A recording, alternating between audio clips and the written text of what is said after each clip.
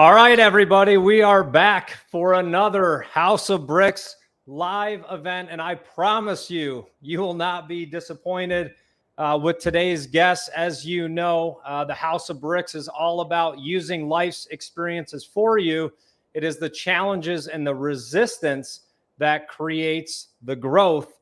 But a lot of people fall short in that time of resistance. It's actually the best time for you to make progress, but having the right mindset and the right people around you is what's really going to enable you to do that. As you also know, we're launching our Startup X program tomorrow for founders and startup businesses. And if anyone needs a strong mindset, it is an entrepreneur, because 9 out of 10 startups fail. It's probably higher than that because entrepreneurs don't like to admit when they fail. They just keep pushing and pushing forward. And today have a very special guest, excuse me, coming in from Ontario, Canada. Dr. JP, welcome to the show. Hey, thanks, Adam. Great to be here. Appreciate you jumping on. And so, as you know, I'm an athlete, and I find the link between being an entrepreneur and sports be a very strong one. And I know you work at the highest level with high-performing teams, top CEOs, and really talking about your last 8% system. And I'd love to have you share a little bit about that with our audience. Absolutely. Adam, what was your sport? So I played basketball, and no, that was not me dunking there. So I could dunk, just not in a game. So it's a big difference. On that Nerf hoop. Yeah, same. Yeah, exactly. Yeah. Hey, listen, there is a link, which is that when we're under pressure, there's a lot at stake, right? When you're an entrepreneur and you're under a pressure, financial, emotional, as you said, entrepreneurs, I happen to be one, we don't like to admit mistakes. It's absolutely right on. But when we're under pressure, there's a lot going on. And there's this dichotomy of, because of the way the brain works, we don't do better under pressure. It's a myth, right? It's a complete myth. We think that Michael Jordan was better under pressure. He wasn't. He shot worse when he was shooting the free throw in a controlled situation, in a game, at the end of the game, in the playoffs, up a point, down a point, or tie. In that scenario, when you compare how he shot in that high pressure situation compared to his season or even his playoff average, he shot worse, consistent with every basketball player in the history of the game. So and there's a whole bunch of other examples I can give you from sport, from business. But the bottom line is we're diminished under pressure. We are. Okay, that's point one. And here's the conundrum. At the same time that we're diminished under pressure, what we do under pressure has a bigger impact on the team around us. There's something called the cortisol effect. Cortisol is a stress hormone. When we're under pressure, there's more cortisol in our brain. One of the things that cortisol does is that it sears in memory in a more profound way. Adam, what was the most just heartbreaking loss you ever experienced in basketball? In basketball, let's see. It'd probably have to be, well, I know exactly what it was. So when I was 32 years old, you're going to love this and you don't know it. Last year, right? Last year? Well, what's fun? Yeah, last year, just turned 33 for the 15th time. Just doing math under pressure right there. I didn't even do it right. It's 12th time. So when I was 32, I just sold a tech company. So I played basketball in high school and my freshman year of college, and sold my tech company. I was around the house, and about 2 weeks in, my wife looks over at me and she's like, "You need to get a job. I don't care if you're a barista at Starbucks. You need to get a job." Because I'm a visionary. I don't do anything. I just delegate. And so I woke up and started delegating tasks to her. And then she looked at me in the kitchen. I jumped out of the way of the frying pan. She's like, "You need to get a job." And so I played basketball at 32 years old, made a semi-pro basketball team, hadn't played for 12 years, and joined the Rochester, New York Razor Sharks. And they had won, I think, 4 out of the last 6 championships in the PBL. So we were locked and loaded to win it, and we ended up losing in the second round. So it was my one shot at winning a professional championship. And I don't care if it's minor leagues, People say I played semi-pro, but if someone's paying to watch you play, you're a professional. Even though it's a $5 ticket, they're paying to come watch you play. So that would have been kind of the mark outside of, my wife and 4 kids to like win a championship at a professional level. Right. And so the point that I want everyone to listen to is, 12 years ago, whatever it is, and Adam can remember it like that. Because when we're under pressure, we have more cortisol in our brain. Cortisol is a stress hormone that sears in memory in a more profound way. So it's almost like this. We can do a lot of stuff when there's not pressure. And the people we're interacting with, our teammates, in a business, our teams, they don't really take note. But when we're all under pressure, there's more cortisol in all of our brains. What you do in that moment is what gets seared into their brain. And if you're the leader, that's when you're creating culture on your team. So it's this conundrum. We're diminished under pressure, even though we don't think we are. We are. We don't think as clearly. We don't act as decisively or as, kind of strategically. At the same time that we're diminished, we're having the biggest impact we ever have. So that says something, I hope, for everyone here. It says you got to get better at managing your brain under pressure. And so what we've done is we survey 40,000 people a month. We're big into research. We found that we have about 8% of situations that are higher pressure. So we've tried to quantify the pressure situations. So in the course of a day, you will be in a conversation with somebody on your team, Adam, and let's say it's not going so well, and you need to give them feedback. You probably, like most people, will get to about 85, 90, 92% of what you want to say. But when you get to that hardest part of the conversation and you start to see them reacting and you don't want to hurt their feelings, but you got to do what you got to do, you're in that moment. What we found is that for most people, it's around 8%. That last 8%, that's where we struggle to give that hardest feedback on conversations, to make that hard decision around decisions. And so we've quantified that it's at 8% that is where we're going to have our biggest impact, but we also have our biggest opportunity. And so that's really what the last 8% is. It's quantifying where we need to take risks. And then what we do is we help leaders manage their brain to be better in those moments. And it's really 2 parts. One is to create that last 8% leader, but also to create that last 8% culture on your team that can be high performing. And the two go together.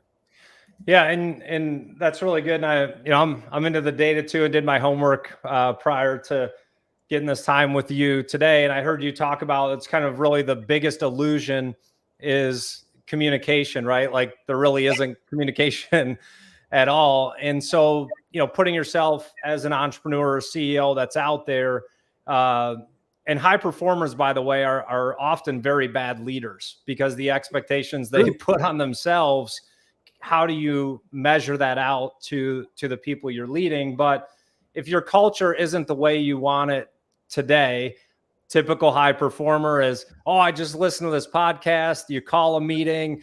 We're changing our culture. This is the way we're going to do things. Like, how do you make incremental change to start to change your culture? Yeah, that's a great question. And by the way, you're absolutely correct.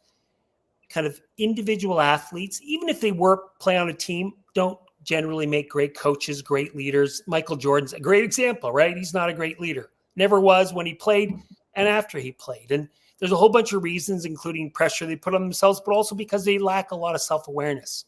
We know in the data that 90% of us think we're self-aware. Only about 10 or 15% of us are. And it's not surprising. And part of it is when we're under pressure, we get very self-referential. And that becomes a habit for athletes. So it's actually something you got to look out for. You're a father of, athletes. I know you do this because of the work you do, but it's really important that all of us in these parental roles really try to build our kids' self-awareness, actually more than anything, because one day they're not going to be in the show. They are going to be, like you and I, working in relationship, and you want them to have self-awareness so they don't, act and have impact that they're not aware of. But anyway, coming back to your next question, which is how do we grow this? Well, it's funny. There's some organizations we work with who say, well, I don't know if they say it, but it's just this belief that the senior leaders go away. They decide what are the values that we're going to have for our organization. They put them on the wall, put them on the deck, the PowerPoint deck, and that's our culture. And it's not. It's clearly not, right? Here's what we know. Culture gets created in last 8% moments when cortisol is high. We've done a study, 64 or 68, I can't remember in this moment. I think 64% of folks don't even know the values in their organization. So under pressure, you're going to expect them to be able to live those values? No. What happens is culture gets created in the hard moments. Like how you show up when you're under pressure, Adam, when you're feeling, you got to hit a deadline, you got to meet a client's need, you're going bankrupt, whatever. What you do in that moment, because that cortisol effect, that gets seared into the brain of your team. And it's not what you say, oh, these are our values. It's what you do in the hard moments. That's what becomes the culture, because culture really the way to define culture is that's the stories about how we do things around here. And that gets created in those last 8% moments. So the good news is not only do you want to build these skills to be better, to manage your brain in the last 8% for you to be that last 8% leader, but actually if you're better in those moments, that becomes a culture on your team. And that's exciting because now you've been on, let me ask you, I'd like you to tell me the best culture you've ever been at on a team. It could be your organization or a sport team. Right now, tell me the best organization you've been at in terms of culture. Simple answer. So when I was 16 years old, I had the honor of being an intern for Dan Gilbert, owner of Rocket Mortgage, owns the Cleveland Cavaliers. But it was at the time maybe 90, 100 team members. So I got a crash course MBA and being an entrepreneur. But Rocket Mortgage, like everyone that works there, I mean, he just has them built in. Everyone's drinking the Kool-Aid, which sounds bad in a sense, but it's just like everyone is just bought in and they all speak the same language. They have what they call the isms, different phrases that everyone says, and just creates alignment. People are running on the same frequency. So that would hands down be the best culture. And Dan is kind of famous for every new person who comes in the organization, he's there during orientation. Like he's there front and center. And I don't know if that's still the case now because it's obviously big and, whatever it is now. But the bottom line is this. You could just define so quickly what it was about that culture. And it's because of how people showed up. It's not what they said on the wall. It's what they did. And so, that's the good news is we can create culture all the time. So in fact, one of the things that you said I loved in terms of this idea of a brick and resistance, it's in our hardest moments, our last 8% moments that most of us think that doesn't feel good. I'm going to move away from it. In fact, we actually would do one of two things. We either avoid or we make a mess of it. Right. Yeah. And what we want people to walk away with is actually in that last 8% moment, it's your biggest opportunity to transform yourself, which is what you're saying, and the culture on your team. And so you want to look at it differently. In fact, you actually want to look for last 8% situations because that's when you can actually co-create the culture on your team versus going away on some retreat and saying, these are our 5 values. And so that's why I want everyone to walk away saying, when it's hard, that's actually your biggest opportunity to transform yourself, but also to build the culture on your team.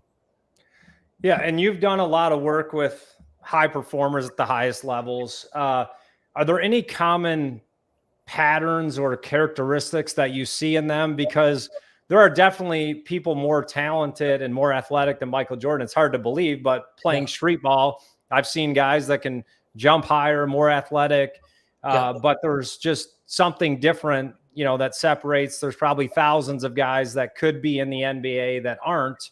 And part of that is their ability to perform in that last 8%. But what are the common threads that you've seen? Yeah, it's funny. When I was working with the Orlando Magic, Tracy McGrady kind of came in and, you talk to folks in basketball and they'll tell you he was a better athlete, he had better talent in some ways than Michael Jordan. He had some freaky skills that came together. And I don't want to really call out Tracy. That's not really fair. But, you know, if you don't have a drive, I mean, everyone does, but Mm-hmm. you got to be like in a normal distribution of a population, right? That top 10%, they have a huge drive, but we're talking about the top 10% of that 10%. They've even got more. So, I mean, drive is just so key. And so I think it's like two things probably, that ability to have to be driven, which Michael clearly was, and so are so many other athletes. But if you twin drive with self-awareness, then it's really powerful. Because what I've been to 6 Olympic Games, and there's some young athletes who go to an Olympics and they're in over their skis and they're overwhelmed and they don't do so well. And when they go back to their second Olympics, there's some athletes who recognize what happened and they have self-awareness to say, hey, I got to get a bit better at that. And so they work at it. And so that's that self-awareness, that aggressive learning. And there's some athletes who don't. And I'm not saying Tracy didn't, because I don't know him, quite frankly, really. But I think it's both the drive, but twinned with the self-awareness, at least for the kind of more individual athlete. I would say those are two key qualities. For the leader, I can tell you it's almost the same, but it's self-awareness and not drive. Drive matters, but it's flexibility. Can you be flexible compared to, what's going on in your world? What's Adam? What drives him? For me as a leader, if I can understand what drives you, that's going to make a big difference. So it's like that self-awareness with flexibility to then change based on the external environment and the internal environment. That's what we know from the research. Well, if you figure out how to understand me, I'm sure my wife will become a client immediately. So, and everyone around me. So good luck with that. But it's funny you brought up Tracy McGrady. I'll go ahead and say something. I unfollowed him because he said Steph Curry wasn't one of the top 10 basketball players of all time. So I said, he did great, good player, but lost some credibility with me there. But I always get sucked into the basketball conversations. Entrepreneur, last 27 years, we're now coaching and leading and advising other entrepreneurs. We got connected through David Meltzer. You may or may not know, but now I'm sponsoring one of his episodes on the 2-minute drill, which is for entrepreneurs to come in and, hey, there's tons of great products out there, tons of great business, but if you can't perform in that 2 minutes of pressure, it's a missed opportunity, because you never know. We're all one conversation away from changing the rest of our life and our business. So any advice for entrepreneurs that are out there and how they can prepare for this 2 minutes? That's a great question. It's a bit of an odd, there's two things. One is we think under pressure, we have to perform better than we've ever performed before to succeed. That's the story we tell ourselves. Under pressure, I need to be better than I've ever been before, especially as we go to higher levels. In that 2 minutes, I got to be better than I've ever been before to be successful. But here's the thing, you will be compromised. Like, that's wrong. That's a myth. You will make a mistake. So I want to tell everyone who goes into that 2 minutes, you will make a mistake. You will. So then here's the key. If you tell yourself a different story, it makes all the difference. I don't need to be perfect to be successful. In fact, when I'm not perfect, which I expect not to be, where I'm going to win is in letting go of that quicker than everyone else. Because what happens is that if you go into that 2 minutes and think, I got to be perfect, and you're imperfect, you get a downward loop. You're like, oh shit, I made excuse my language, a mistake. And you get a bit of shame, embarrassment, and it starts to go, and you start to panic. No, you're going to make a mistake. Let it go. Right? That's the key right there. Right? It is truly having that amnesia. And be okay that there's so much more that's coming out of that 2 minutes than one small mistake. That's the key. Change the story. Change the story. You don't need to be perfect. You won't be perfect. What you want is to be better at letting go quicker than the next person. Yeah, and your mistakes are always bigger to you. When you're giving a presentation, everything stands out. And one of the things we talked about on the office hours with David is we always fail, to the level of our preparation. We don't rise to the occasion. That's it. Putting in the work in advance, and there's different things you can do. Adjust your shirt when you make a mistake, or like some sort of action, right? That resets you. And so as we were talking about just that time and the preparation, you were talking about, it's the story that we tell ourselves. And I read recently, like the only reason our past exists is so we make better decisions in the future. And so people hold on to things in the past, and it's the story we tell ourselves. Do you have any advice on how people can reframe previous actions for future results? Yeah. Gosh, I mean, in a short moment, hard, but the path is clear. Get a coach. I mean, that's the good work you're doing, Adam. That's the good work that, if you're an entrepreneur, get a coach. Oh my gosh. Michael Jordan needed a coach. Wayne Gretzky needed a coach. LeBron James needed a coach. We all need a coach. And so to me, and I've always had either a coach, as I say it, in the last 17 years, either a coach or a therapist. When my life's going well, it's a coach. It's not going so well, I get to have a therapist. But the bottom line, though, is that I have that person who I can call up and literally go, Solomon, hey, you know what? I'm struggling with this. Made a mistake. This didn't go well. Struggling with a conversation I need to have. And you kind of play it out. And you actually get all your anxiety. You learn, but you get all your anxiety out. So now I'm going to turn and have this meeting with you, Adam, and I got to give you feedback. I come in as a bit more of a non-anxious presence. I'm not coming in like, because I know what I'm going to say is going to upset you. So I'm like anxious. So we've got to do some self-regulation first. So that's it. So the path is have a coach and learn tools of self-regulation, which are out there, right? I mean, that's what we teach, but it's out there. It doesn't have to come from us. This is the golden age of education. There's, as you know, podcasts and books and just videos. It's just an incredible time, the golden age to learn. And that's that self-awareness, right? To learn, to be an aggressive learner. I'll tell you my favorite set of all of our research. High performers make mistakes, but they extract 3 to 5 times more information from the same opportunity to learn as an average performer, right? So it's like no ego. It's like, is this going to help me get better? Great, take it on. So that to me is the key. Well, that's great. And typical guy answer is therapy when there's a problem, right? So my wife's like preventative. Well, everything's good. What's up? I was like, there's nothing wrong, And then I find out things are going wrong when I ask. So, but yeah, that's great feedback there. And then what I was going to ask you, so we really talk about 3 types of relationships in the House of Bricks. One is being mentored from someone else. The second is peer-to-peer relationships, right? Yep. Having someone to climb the mountain with together. But where I feel like a lot of people miss out is mentoring other people, right? Yeah. And no matter where you are in life, you have something that you can share and empower someone else with. Is there any science to support the value of mentoring others for your own development? Yeah, it is. There's a lot. In fact, in our programs, part of what we do is we set up these peer coaching relationships where you're coaching another individual and just what you're saying, to sit there and to be not being coached, which is hugely valuable, but you're actually in a position to kind of serve someone else, to ask good questions, not give advice, but ask good questions.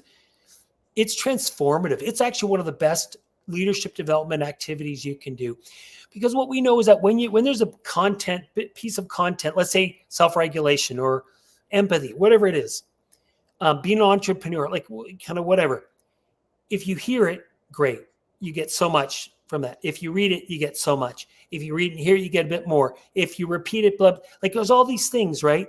But if you have to reteach something, you actually take more control and take more responsibility of the content, and the ability to retain that information and internalize that information is much greater. So in fact, there's a bunch of things going on when we coach others. I'm 100% behind that as a really valuable piece for leadership development for everyone listening. And so for the, entrepreneurs, leaders, and really anyone in life, like what are some practical steps? Obviously, buy your book, follow your content. I know you're not here to pitch the book, but we'll talk about it at the end. But we're all about just kind of distilling things into simple steps. Like where does someone start? Because all this sounds great. Reframe my mindset. Okay. Use every experience as a growing opportunity, but Are there any, 1, 2, 3 steps to get started?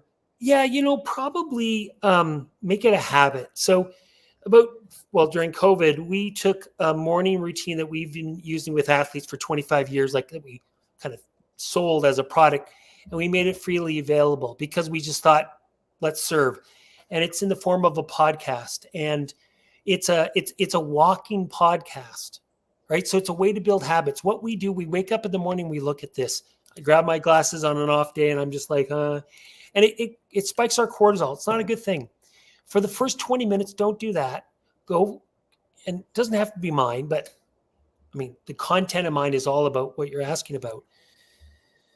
But you go for a 20-minute walk, and there's 3 parts to this, and we've done a whole bunch of, research around this. If you walk, first thing, exercise, mood follows movement. Mood follows movement. So you go for a 15 or 20-minute walk, right? In this podcast. You do mindfulness, not sitting mindfulness. Most people have trouble with sitting mindfulness. They give up after 5 minutes, right? Absolutely. Instead, yeah. So what we found is the easier way in is go for a walk, and it's my voice, and I'm guiding you through walking mindfulness. Okay, cool. So now you're building these habits. And there's a whole bunch of reasons why you do that. You're better than the last 8% when you can. But we finished with goals and gratitude. The point is, you've got to find habits that help you start your day and kind of through the course of your day where you're really managing your brain. That's kind of it. I mean, there's a lot more, but that's probably the best place that I would say people, can get. Like there's like 170 episodes, so 170 ideas of the day, kind of some of the stuff we've talked about here. So there's lots of good stuff there. Well, I'm going to subscribe to that because I've tried meditation and oh, there's a bird. Oh, there's a dog. Exactly. I'm like, these people meditating for 30, 45 minutes, and it's just not scalable. I see successful people now too, like their morning routine is an hour and a half, 30 minutes in the sauna, they're in the ice bath, they're meditating, they're journaling. I'm like, who has time? Who has time for that? Like, I guarantee you, Jeff Bezos, when he started, was not, meditating all day. They're working, like go to work, so I totally agree. Having that's something. What we found. That's what we kept it really short for that reason, right? Just go for a 15 or 20-minute walk. And then, and it helps you start your day really more on purpose, which is, again, something I know you would probably talk about, but that's really important for folks, especially as an entrepreneur, because it's so easy to get pushed when things aren't going great, when you have a bad week, a bad quarter, results aren't there. So you got to manage yourself because you're setting the tone. Everyone, you're setting the tone for your team and how you show up. And I'm glad you just mentioned that. So with the team culture, as your business grows, you want to recruit people that fit within your culture. And with this mindset, what are some of the characteristics you would look in building a team in, as you start to hire more people? What are some characteristics that you look for to build a strong team? Yeah, gosh, that's a great one. I'd probably go back to this kind of self-awareness and this flexibility. I would ask them real questions around times when they've learned, through hard moments. Like the technical stuff, you're going to figure that out. They have it, they don't have it, but it's more fit. It's more fit than anything. And I'd say maybe this final one is, do they have a history of being courageous in the last 8%, of having that hard part of the conversation? Because for a lot of people who are not aggressive learners, it's hard for them to learn that stuff. If you're an aggressive learner, you can do it. But if they're both not an aggressive learner and they avoid kind of hard situations, then you're in trouble. So I would probably say courage would be right up there as well in your hires. Well, I appreciate that. And just to, again, thank you for getting on our show today. And I do want everyone to hear from you, how they can learn more about you, your podcast, your book. So give us the 1 minute. Yeah. So it's the book is Performing Under Pressure. It's kind of available anywhere and everywhere. But the podcast is called The Last 8% Morning. And so it's just 15 or 20 minutes. It's very small, very short. It's just me guiding you. And in fact, some people listen to it during the day when they're having a bad part of the day. In fact, a bit embarrassed to say this, but when I'm having a bad day, sometimes I go for a walk and listen to myself. But I do, it just calms me. Anyway, that's probably, and then just the, ihhp.com. That's our website, Institute for Health and Human Potential, ihhp.com. You can learn all about the last 8% culture system there. Well, I appreciate you joining today, and I'll give my 4 sons your phone number to text you, because every time I get someone like you on, like I'm walking out of my office. All right, guys, you're downloading this podcast, you're buying this book. I want to see your notes. It better be done in a week. So, but in all seriousness, thanks a lot for joining House of Bricks live today and giving our entrepreneurs and founders some excellent advice of how they can make it to the 2-minute drill and perform at the highest level. Even though they will make mistakes, it's how they respond to them that's going to separate them. So thanks again for joining the House of Bricks live, and I'll talk to you soon. Pleasure's all mine. Thank you, Adam.